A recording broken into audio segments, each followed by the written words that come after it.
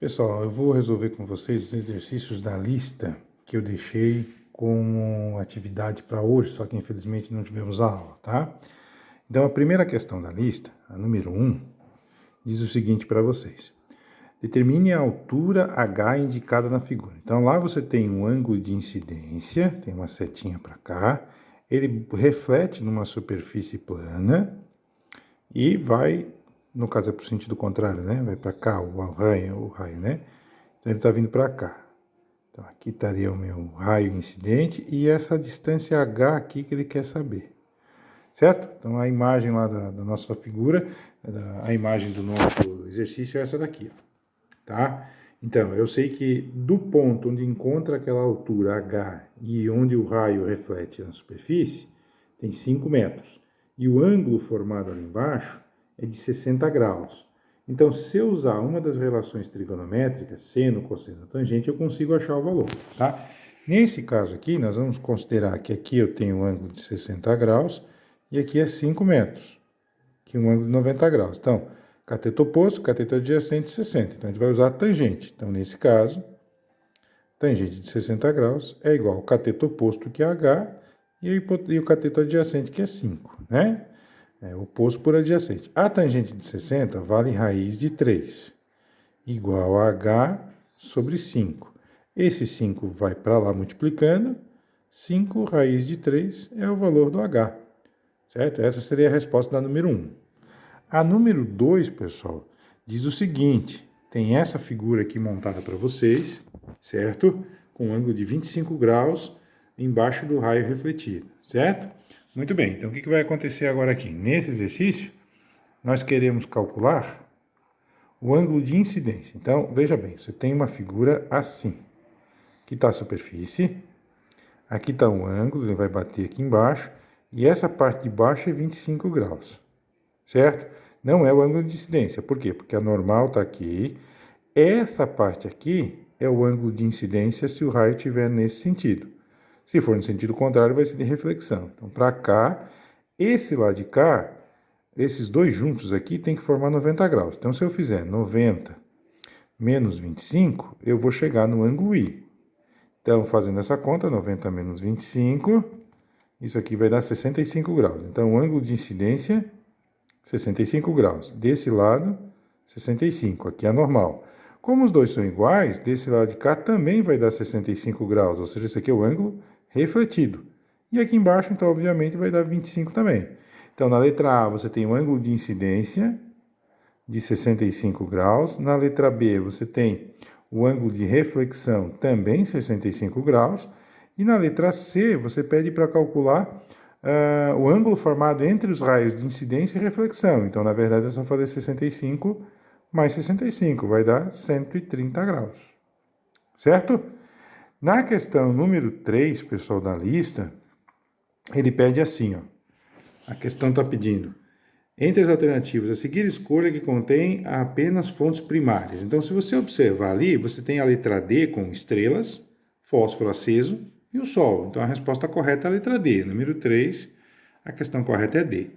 Na questão 4, está aparecendo para vocês assim, ó.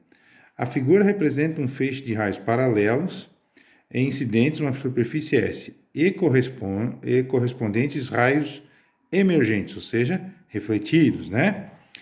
A figura abaixo mostra um fenômeno óptico representado pela dispersão, reflexão difusa, refração, difração, reflexão regular.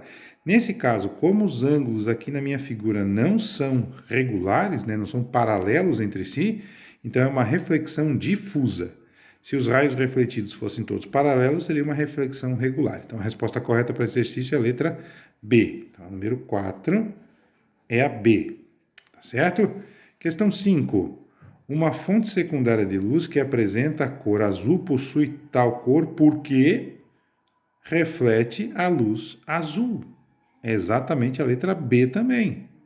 Certo? As outras luzes vão ser absorvidas, mas a cor azul vai ser refletida. Tá bom? Então, a 5 também é a letra B. Muito bem.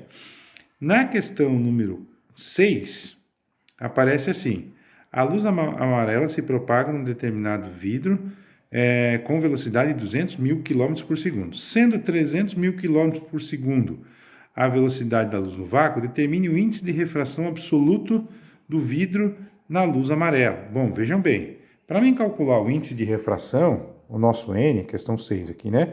O índice de refração, eu tenho que calcular dividindo uma velocidade pela outra, certo? Então, você vai pegar a velocidade da luz e a velocidade do nosso, do meio, né? Então, se você observar, os valores deram 1, alguma coisa.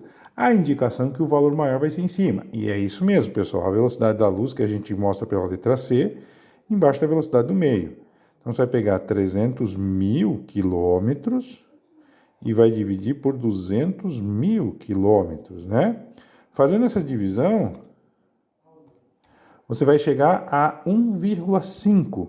Então, o índice de refração da luz amarela, nesse caso, é 1,5. A resposta correta do exercício seria o item E. Tá bom? Questão número 7 da lista. Ele mostra uma figura e pede para você o índice de refração no meio B. Então, você tem ali, a figura está mostrada aqui para vocês. Ó. Você tem uma luz que ocorre uma refração, ela passa de uma superfície para outra, o meio A está em cima da linha horizontal, o meio B abaixo. Então, para calcular o índice de refração aqui, você teria que fazer usando a relação que eu expliquei para vocês na aula, N1 vezes o seno do ângulo de incidência igual a N2 vezes o seno do ângulo refratado. Então, a relação de Snell e Descartes, né? Esse N1 é o meio A, que o enunciado te dá como 2, o índice de refração. Então, aqui vai o número 2. O seno do ângulo de incidência seria o seno de 53 graus, certo? O N2 é o que eu quero descobrir, eu não sei. E o ângulo refratado no desenho mostra o 37 graus. Então, você vai precisar desses dois valores. O enunciado te dá esses valores já na hora de fazer a conta. Então, ficaria 2 vezes seno de 57, 0,8, 53, desculpa. O N2 que eu quero saber, vezes aqui 0,6, que é o 137. Multiplica esses dois, vai dar 1,6. E passa esse 0,6 dividindo, igual ao N2. Então, fazendo a conta da divisão, você vai chegar a 1,6 dividido por 0,6, 2,66. Então, aproximadamente 2,6. Confere, vamos conferir. Seno de 53, 0,80. Seno de 37, fechou. Então, o seno vai dar 2, 1,6.